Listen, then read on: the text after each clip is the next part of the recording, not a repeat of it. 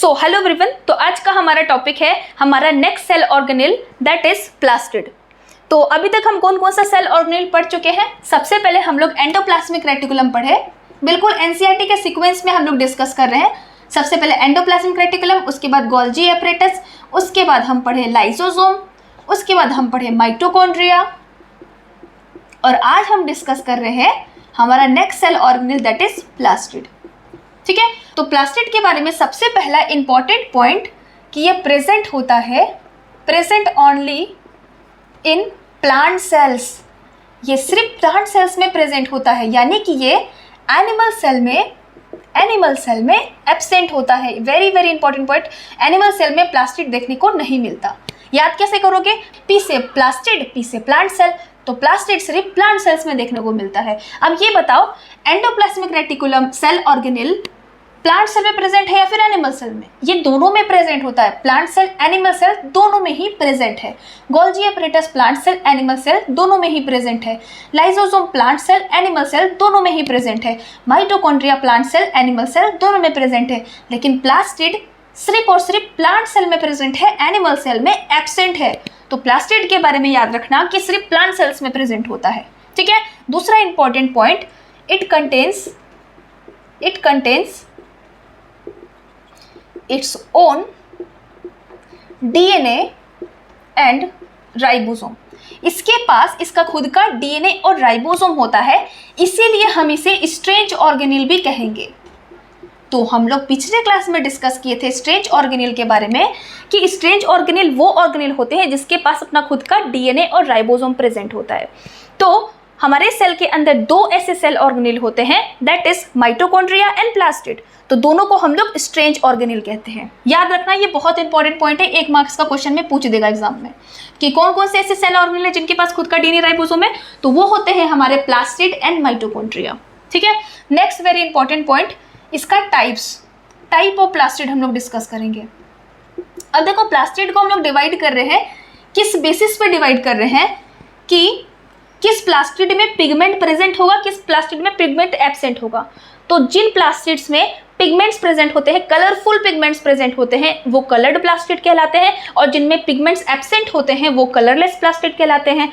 तो दो प्रकार के हैं, एक है कलर्ड प्लास्टिड, एक है हमारे कलर्ड प्लास्टिड। कलर्ड प्लास्टिड कौन है? उसका नाम क्या है? उसका नाम है क्रोमोप्लास्ट। क्रोमोप्लास्ट जो कि एक कलर्ड प्लास्टिड है। और कलरलेस प्लास्टिड क्या है? कलरलेस बोलो या फिर इसको आप वाइट कलर का बोलो। कलरलेस या फिर वाइट प्लास्टिड होते हैं हमारे ल्यूकोप्लास्ट। इन्हें हम ल्यूकोप्लास्ट बोलते हैं, ध्यान रखना, इसे हम ल्यूकोप्लास्ट बोलते हैं, जो कि कलरलेस या वाइट कलर का होता है। क्रोमोप्लास्ट हमारा कलर्ड प्लास्टिड है।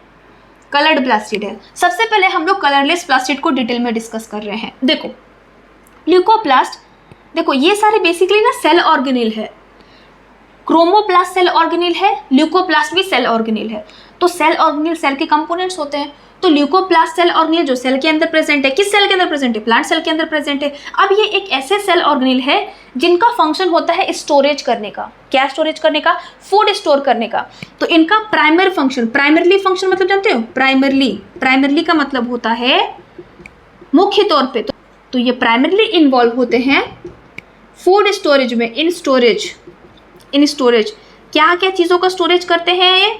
स्टोरेज ऑफ स्टार्च एक तरह का कार्बोहाइड्रेट है। जो हम लोग खाना खाते हैं उसमें न्यूट्रिएंट्स प्रेजेंट होते हैं। क्या क्या होते हैं? कार्बोहाइड्रेट भी प्रेजेंट होते हैं, प्रोटीन, फैट, ये सारी चीज़ें प्रेजेंट होते हैं। तो यहाँ पे स्टार्च भी क्या है? एक तरह का कॉम्प्लेक्स कार्बोहाइड्रेट है। तो स्टार्च का स्टोरेज, ऑयल का स्टोरेज, या फिर प्रोटीन्स का स्टोरेज, प्रोटीन ग्रेन्यूल्स मतलब क्या हो गया? इसके छोटे छोटे कण, ये सारे का स्टोरेज कौन करता है? हमारा ल्यूकोप्लास्ट करता है एक प्लांट सेल के अंदर। तो ल्यूकोप्लास्ट के बारे में बस इतने ही पॉइंट्स आपके एनसीईआरटी में रिटन है कि ये एक कलरलेस प्लास्टिड है या फिर व्हाइट कलर के प्लास्टिड है, जिनका मेन फंक्शन होता है स्टोरेज करने का। क्या क्या चीज़ों का? न्यूट्रिएंट का स्टोरेज करता है, स्टार्च, ऑयल और प्रोटीन ग्रेन्यूल्स का। ठीक है, तो यहाँ पे ल्यूकोप्लास्ट खत्म हो गया। अब हम लोग पढ़ेंगे कलर्ड प्लास्टिड का। कलर क्यों है? क्योंकि इसमें पिगमेंट्स प्रेजेंट है। अब देखो, क्लोरोप्लास्ट भी अलग अलग टाइप्स के होते हैं। हमको इसके अलग अलग टाइप्स के बारे में नहीं पढ़ना, हमको बस एक टाइप पढ़ना है, दैट इज क्लोरोप्लास्ट। क्लोरोप्लास्ट क्या है? क्लोरोप्लास्ट एक क्रोमोप्लास्ट का टाइप है जिसमें एक इंपॉर्टेंट पिगमेंट आपको देखने को मिलेगा, दैट इज क्लोरोफिल। तो क्रोमोप्लास्ट का बेसिकली बहुत सारे टाइप्स होता है, उसमें एक टाइप है क्लोरोप्लास्ट, जो कि इसमें कौन सा पिगमेंट प्रेजेंट है? हमारा क्लोरोफिल पिगमेंट प्रेजेंट है।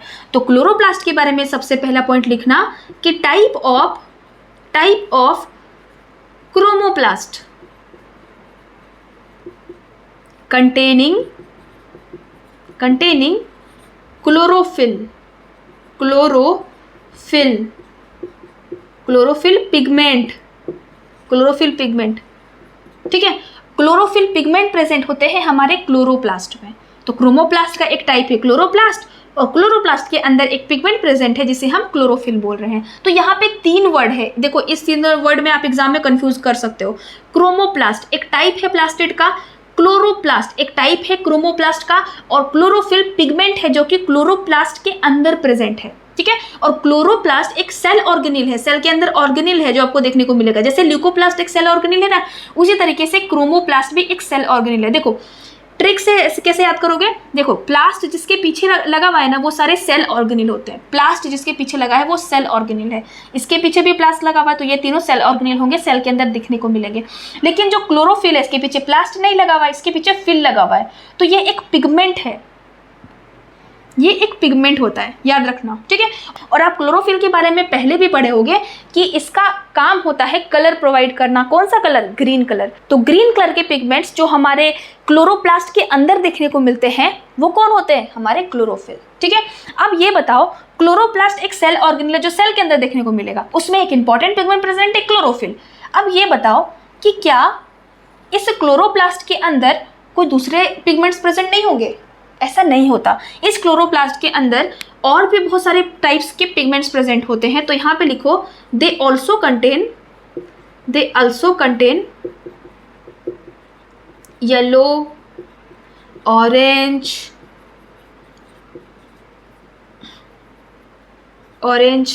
Etcetera pigments. तो इसके पास दूसरे और भी पिगमेंट्स प्रेजेंट है, लेकिन जो मेजर पिगमेंट प्रेजेंट है वो हमारा क्लोरोफिल होता है, ठीक है ना। ये चीज को ध्यान रखना, क्लोरोप्लास्ट के अंदर दूसरे भी पिगमेंट्स देखने को मिलते हैं, लेकिन क्लोरोफिल उसमें मुख्य रूप से प्रेजेंट होता है। अब हम लोग यहाँ पे क्लोरोप्लास्ट का स्ट्रक्चर ड्रॉ करने वाले हैं। ध्यान से देखो, यहाँ पे हम ड्रॉ कर रहे हैं, ठीक है। देखो क्लोरोप्लास्ट के पास डबल मेम्ब्रेन प्रेजेंट होगा, क्योंकि ये जो क्लोरोप्लास्ट है ना, इसके अंदर आपको बताए थे कि हम इसके अंदर क्या देखने को मिलेगा, इसके अंदर हमारा डीएनए और राइबोसोम प्रेजेंट होगा। देखो प्लास्टिड के अंदर प्रेजेंट होता है, तो प्लास्टिड का ही तो एक टाइप है क्रोमोप्लास्ट, क्रोमोप्लास्ट का एक टाइप है क्लोरोप्लास्ट। तो क्लोरोप्लास्ट के अंदर भी तो देखने को मिलेगा ना डीएनए और प्रोटीन्स। तो जिसके अंदर डीएनए और बेसिकली राइबोसोम्स देखने को मिलते हैं वो होते हैं डबल मेम्ब्रेन बाउंड। ये बहुत इंपॉर्टेंट पॉइंट है कि जिसके अंदर खुद का डीएनए राइबोसोम प्रेजेंट होगा वो डबल मेम्ब्रेन बाउंड होगा। इसका एक और एग्जांपल है हमारा माइटोकॉन्ड्रिया के पास भी 2 मेम्ब्रेन होता है, याद करना, ठीक है। तो यहाँ पर भी डबल मेम्ब्रेन प्रेजेंट होगा। अब इसके अंदर कॉइन लाइक स्ट्रक्चर्स प्रेजेंट होते हैं, इसके अंदर कॉइन लाइक स्ट्रक्चर्स प्रेजेंट होते हैं जो एक दूसरे के ऊपर अरेंज है। एक कॉइन, उसके नीचे दूसरा कॉइन, उसके नीचे तीसरा कॉइन, चौथा कॉइन, इस तरीके से अरेंज होते हैं। और एक एक कॉइन को हम लोग थाइलाकोइड बोलते हैं, ठीक है। एक कॉइन को हम लोग थाइलाकोइड बोलते हैं, और थाइलाकोइड्स एक दूसरे में अरेंज करके एक दूसरे के ऊपर एक स्ट्रक्चर फॉर्म करता है जिसे हम ग्रैनम बोलते हैं, ठीक है। जिसको हम लोग ग्रैनम बोलते हैं, पूरे स्ट्रक्चर को हम लोग ग्रैनम बोलते हैं। ये एक ग्रैनम हो गया, ये पूरा एक ग्रैनम हो गया, ये दूसरा ग्रैनम होगा। इस तरीके से बहुत सारे ग्रैनम प्रेजेंट होते हैं, और बहुत सारे ग्रैनम के लिए हम ग्रेना शब्द यूज करते हैं। ग्रैनम हो गया तुम्हारा सिंगुलर वर्ड और ग्रेना हो गया तुम्हारा प्लूरल वर्ड। अब ये सारे जो ग्रैनम है ये सारे कनेक्टेड होते हैं एक स्टॉक से। इस स्टॉक का नाम आपको नहीं पढ़ना, ठीक है। आपको बस ये याद रखना है कि थैलाकोइड्स एक दूसरे के ऊपर अरेंज होते हैं, ग्रैनम बनाते हैं। और ये याद रखना कि इसके अंदर एक फ्लूइड भरा हुआ होता है, फ्लूइड भरा हुआ होता है। इस फ्लूइड को हम लोग स्ट्रोमा कहते हैं, इस फ्लूइड को हम लोग स्ट्रोमा कहते हैं। Important point. और दूसरा पॉइंट कि इसके अंदर डीएनए प्रेजेंट होगा। देखो इसका डीएनए इस तरीके से सर्कुलर होता है, हमारा जो क्लोरोप्लास्ट का डीएनए वो सर्कुलर होता है। और इसमें क्या देखने को मिलेगा, हमारा राइबोसोम देखने को मिलेगा, ठीक है। राइबोसोम देखने को मिलेगा, इसके अंदर राइबोसोम और डीएनए प्रेजेंट होगा। ये चीज याद रख लेना कि जिसके पास खुद का डीएनए होता है ना, उसके पास डबल मेम्ब्रेन प्रेजेंट होता ही है, ठीक है ना। तो आई होप ये स्ट्रक्चर क्लियर हो गया होगा। अब एक इंपॉर्टेंट पॉइंट आपके बुक में रिटर्न है, इससे रिलेटेड, बेसिकली क्लोरोप्लास्ट से रिलेटेड, कि क्लोरोप्लास्ट का बहुत इंपॉर्टेंट रोल होता है फोटोसिंथेसिस में। ये पूरे स्ट्रक्चर का बहुत इंपॉर्टेंट रोल होता है किसमें? फोटोसिंथेसिस में। वो कैसे? क्योंकि इसमें क्लोरोफिल पिगमेंट प्रेजेंट है और क्लोरोफिल पिगमेंट का बहुत इंपॉर्टेंट रोल है फोटोसिंथेसिस में। अब ये पिगमेंट्स इस क्लोरोप्लास्ट स्ट्रक्चर के अंदर कैसे अरेंज है? बेसिकली ये जो हमारा थाइलेकोइड है ना, इसके ऊपर सरफेस पे प्रेजेंट होता है हमारा पिगमेंट क्लोरोफिल। ये जो थाइलेकोइड्स है इसके ऊपर प्रेजेंट होता है पिगमेंट क्लोरोफिल, याद रखना, ठीक है। अब हम लोग देखते हैं कि बेसिकली ये फोटोसिंथेसिस कैसे करता है। ये बताओ, ये जो पूरा स्ट्रक्चर है किस में प्रेजेंट होगा? जो प्लांट्स में जो पार्ट आपको ग्रीन कलर का दिखेगा उसमें ही बस ये प्रेजेंट होते हैं, क्रोमोप्लास्ट, ठीक है। तो ग्रीन कलर का क्या दिखता है? लीफ दिखता है आपको, हरी हरी कभी कभी स्टेम देखने को मिलता है, छोटा जो प्लांट्स होते हैं उसमें ग्रीन कलर का स्टेम देखने को मिलता है, ठीक है। और क्या होते हैं? कली वो भी स्टार्टिंग में ग्रीन कलर का दिखता है, उसका बेसिकली बाहर वाला स्ट्रक्चर जो होता है वो ग्रीन कलर का दिखता है इनिशियली। तो ग्रीन कलर के जो चीज़ें आपको देखने को मिलते हैं उसमें क्लोरोप्लास्ट देखने को मिलेगा और क्लोरोप्लास्ट के अंदर क्लोरोफिल देखने को मिलेगा, और इसी क्लोरोफिल के वजह से वो पार्ट जो है वो ग्रीन कलर का दिखेगा। तो आपको एग्जाम में पूछेगा विच पिगमेंट इज रिस्पॉन्सिबल, या फिर क्या रिस्पॉन्सिबल है प्लांट में ग्रीन कलर प्रोवाइड करने के लिए? तो क्लोरोफिल रिस्पॉन्सिबल है। जो पिगमेंट बेसिकली रिस्पॉन्सिबल है वो क्लोरोफिल है, ठीक है। अब हम लोग यहाँ पे एक रिएक्शन डिस्कस करने वाले हैं, यानी कि देखेंगे फोटोसिंथेसिस प्लांट्स में कैसे होता है। ये हमारा लास्ट टॉपिक होगा, ठीक है। तो आई होप यहाँ तक आपको क्लियर हो गया होगा। अब हम लोग वो रिएक्शन देखने वाले हैं, वो फोटोसिंथेसिस वाला रिएक्शन देखने वाले हैं जिससे खाना प्लांट में सिंथेसाइज होता है। जितने भी पॉइंट्स थे एनसीईआरटी के वो सारे हम कवर कर चुके हैं। बस ये एक लास्ट चीज़ है जो कि एनसीईआरटी में बेसिकली गिवन नहीं है, लेकिन आपको पता होना चाहिए। देखो, प्लांट का हम स्टेम बना रहे हैं, यहाँ पे रूट्स है प्लांट का, और इसके साथ ही हम ड्रॉ कर रहे हैं लीफ। ऐसा होता नहीं है, लेकिन इतना बड़ा लीफ तो नहीं होता। यहाँ पे बस ऐसे समझाने के लिए हम इतना बड़ा ड्रॉ किए हैं। देखो, इस लीफ में बेसिकली छोटे छोटे पोर्स प्रेजेंट होते हैं। इस तरीके से छोटे छोटे पोर्स प्रेजेंट होते हैं लीफ में, और इन पोर्स को हम लोग स्टोमाटा पोर बोलते हैं, ठीक है। और इन स्टोमाटा पोर से बाहर से एक गैस आता है, that is carbon dioxide. Carbon dioxide gas का फॉर्मूला होता है CO2, इसलिए यहाँ पे CO2 लिख रहे हैं, ठीक है। तो बाहर से आया कार्बन डाइऑक्साइड गैस, और रूट से प्लांट क्या लेता है? वाटर लेता है। वो वाटर बेसिकली ट्रांसपोर्ट होकर यहाँ तक पहुँचता है। तो लीफ में क्या क्या पहुंचा? गैस पहुंच गया स्टोमाटा के थ्रू, और यहाँ से वाटर पहुंच गया, ठीक है। अब देखो, ये जो लीफ है यहाँ से सनलाइट लेगी, ठीक है। और इसमें एक पिगमेंट तो ऑलरेडी प्रेजेंट है, क्लोरोफिल पिगमेंट बहुत इंपॉर्टेंट है फोटोसिंथेसिस के लिए, क्योंकि ये पिगमेंट्स ही एक्चुअली ना सनलाइट को ट्रैप करते हैं। सनलाइट आ रहा है, लेकिन उसको ट्रैप करने का, उसको रखने का काम बेसिकली क्लोरोफिल का होता है। यही बेसिकली फंक्शन होता है इसका, ठीक है ना। तो क्लोरोफिल इसको ट्रैप करता है। तो यहाँ पे हम लोग अब एक रिएक्शन देखेंगे। देखो, क्या क्या बोले थे? कार्बन डाइऑक्साइड किसके साथ कंबाइन कर रहा है? वाटर के साथ। किसके प्रेजेंस में कंबाइन कर रहा है? सनलाइट के प्रेजेंस में। और सनलाइट ट्रैप करने के लिए है कौन? क्लोरोफिल। ये सारे के प्रेजेंस में बेसिकली खाना सिंथेसाइज होता है, दैट इज ग्लूकोज ही तो प्लांट का फूड है ना, ग्लूकोज ही फूड होता है। ग्लूकोज सिंथेसाइज हुआ प्लस ऑक्सीजन सिंथेसाइज हुआ। ये ऑक्सीजन प्लांट की इसी पार्ट से, यानी कि इधर ही बेसिकली जो पोर्स प्रेजेंट थे ना, जिसके थ्रू हमारा कार्बन डाइऑक्साइड एंटर किया था, उसी पोर्स के थ्रू हमारा बेसिकली ऑक्सीजन बाहर निकल जाता है। तो बेसिकली ये रिएक्शन कहाँ पे हो रहा है? ये रिएक्शन हमारे क्लोरोप्लास्ट सेल ऑर्गेनेल के अंदर हो रहा है। क्लोरोप्लास्ट में जो थाइलेकोइड है उसके सरफेस पे जो पिगमेंट है वो सबसे पहले एब्जॉर्ब करते हैं सनलाइट को, उसके बाद सारा प्रोसेस स्टार्ट होता है। तो याद रखना, फोटोसिंथेसिस का जो प्रोसेस है वो क्लोरोप्लास्ट के अंदर होता है, और उसमें जो इंपॉर्टेंट पिगमेंट है वो हमारा क्लोरोफिल होता है, ठीक है। तो आई होप ये पूरा आपको क्लियर हो गया होगा। अगर वीडियो समझ में आया तो प्लीज़ मेरे चैनल को सब्सक्राइब करना, and thank you so much for watching. Bye bye.